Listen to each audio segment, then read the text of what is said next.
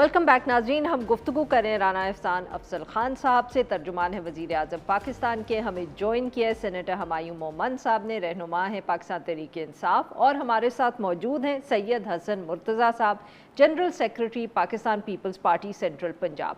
Welcome to the show gentleman.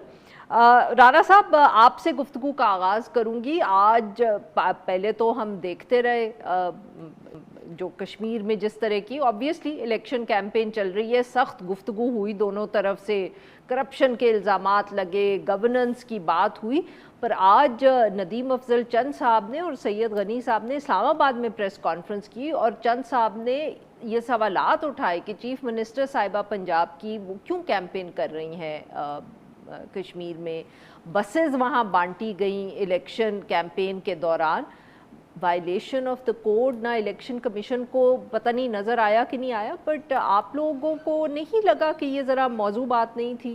बिस्मिल्लाहिर्रहमानिर्रहीम, बहुत शुक्रिया आरफा।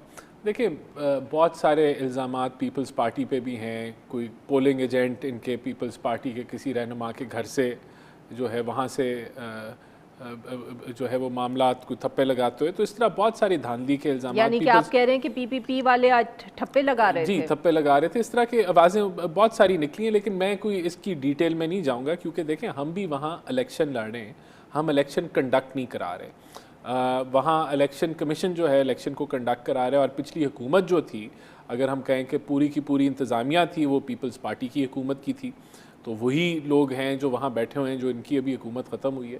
तो इल्ज़ामात ये लगाने में ये ज़रूर है कि इनकी एक्सपर्टीज़ है इल्ज़ामात लगाने में। अभी आपने देखा कि गिलगित बल्तिस्तान के अंदर ये इनकी एक क्लियर कट मेजॉरिटी आई, लेकिन वहाँ भी इन्होंने इल्ज़ामात की भरमार कर दी। यानी कि हम इलेक्शन तो हम हारे, और पहली दफ़ा वफाक में हुकूमत होते हुए हम इलेक्शन हारे, लेकिन धांधली और जीते ये इल्ज़ामात हमारे पे। तो ये इनका एक वो ट्रेंड बन चुका है कि इलेक्शन के दौरान या बजट हो तो ये तोपें और ये बंदूकें निकाल लेते हैं सियासी तौर पे। और आपकी किस्मत में सुनना लिखा नहीं, है? क्योंकि अब ऑब्वियसली जो हमारी पोजीशन है सेंटर में, हमारे इत्तेहादी भी हैं, फिर इनके बगैर चलती भी नहीं है, तो हम थोड़ा सा कुछ कहें तो ये नाराज़ ज़्यादा हो जाते हैं, फिर ये कहते हैं अब ऐसे करें वैसे करें, फिर इनको मनाना पड़ता है। तो ये इनके पास एक एडवांटेज है कि ये जो है वो तीर कमान और सब कुछ जो वेपन्स हैं वो हमारे रुख करके चलाते हैं। बहरहाल हमारी कोशिश होती है कि मामलात को ठंडा रख के आगे चलें। अच्छी चीज़ ये है कि ओवरऑल इलेक्शंस जो हैं वो पीसफुल थे। एक हादसा हुआ है वो नहायत ही अफसोसनाक है। सर, अगर आप इजाज़त दें सर, मैं ज़रा हसन साहब से रिस्पांस ले लूँ, फिर I come to you. Hasan Murtaza साहब, सर आपने सुना राना एहसान साहब की बात? वो तो कह रहे हैं कि मरियम नवाज साहिबा भी अगर वहाँ गई हैं तो ये तो पाकिस्तान पीपल्स पार्टी के इल्ज़ामात हैं। आप लोग भी सिर्फ बस ये लफ्ज़ी गोलाबारी ही है, ये जिस दिन रिजल्ट आया आप लोग खामोश हो जाएंगे? नहीं, शायद इस दफ़ा ना हो सके खामोश। मैं तो राना साहब की बात शायद का भी लफ्ज़ आपने कह दिया। और हाँ, नहीं, राना साहब ने बड़ी शाइस्तगी के साथ और बड़ी मजलूमियत अपनी बयान की कि पीपल्स पार्टी वाले हमारे इत्तेहादी हैं, गुजारा नहीं होता, फिर हमें मनाना पड़ता है और ये करना पड़ता है। हम तो करते कुछ नहीं है, ये बातें बहुत करते हैं, प्रोपोगेंडा करते हैं, झूठ बोलते हैं, ये सारे इल्ज़ामात इन्होंने लगाए। तो अगर आप 90 की दिहाई में चले जाएं ना, तो आपको सारी चीज़ें क्लियर हो जाएंगी कि किस तरह से हमारी कैरेक्टर असैसिनेशन की गई। आज भी हमें ताने मिलते हैं कि आप उन लोगों के साथ बैठे हुए हैं जिन्होंने बीबी की तज़हीक की, बीबी की तस्वीर जो हैं वो हेलीकॉप्टर्स के ज़रिए गिराई।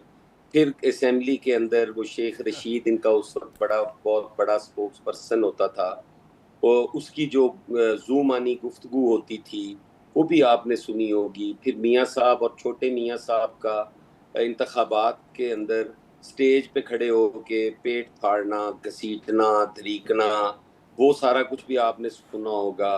फिर इनके जो स्पोक्स पर्सन हैं, आप उनकी आपने गुफ्तगू भी सुनी होगी टीवी के ऊपर, जिस अंदाज में वो अपना मुद्दा बयान करते हैं और चीखते और चिल्लाते और रोते हैं। सर 90 से जरा तो आप आ तो जाएं। आज 90 की दहाई के बाद जो बच्चे जमे हैं वो तो अभी जब 35 साल के हो गए हम जनाब, जबकि ये बातें कर रहे हैं, उनको नहीं पता इन चीज़ों का।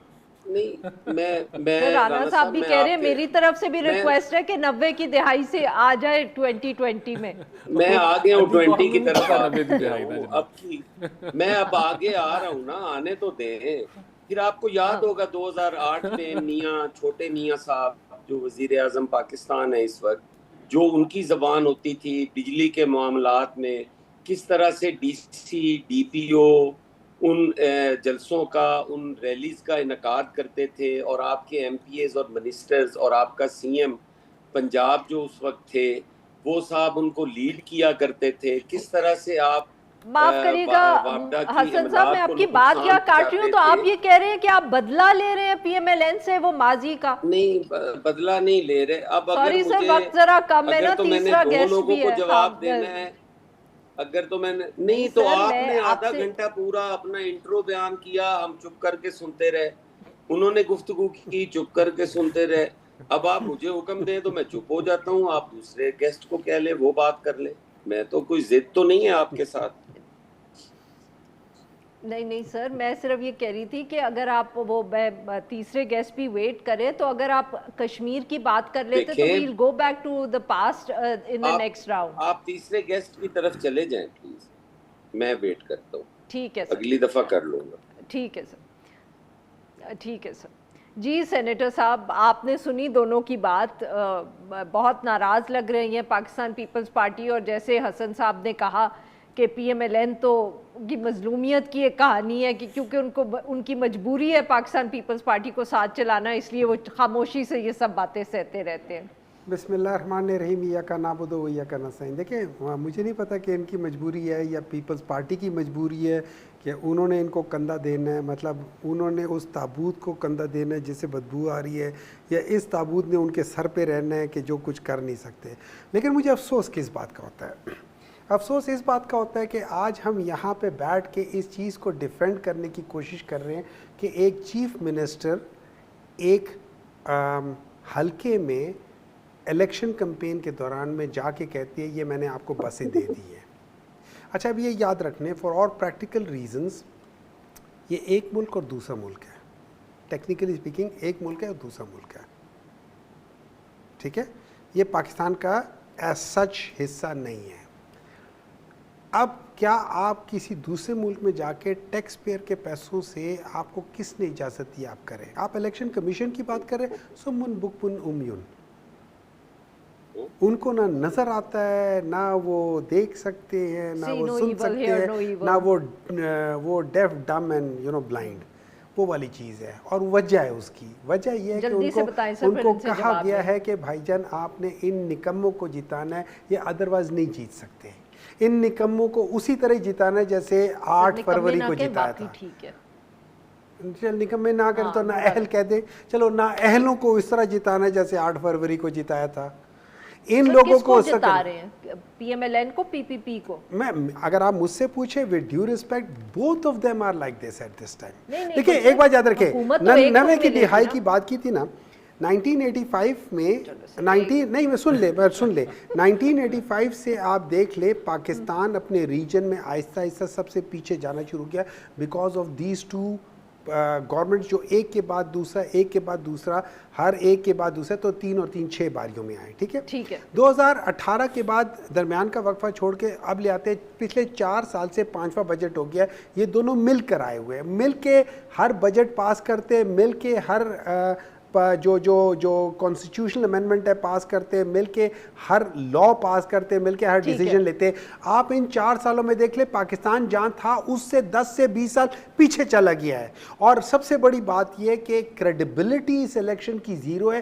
کیوں؟ میں آپ کو بتاتا ہوں 1975 میں سر مجھے بریک لینی ہے اب، سوری معاف کریے گا سر. جی ناظرین، یہاں پہ لیتے ہیں ایک چھوٹی سی بریک.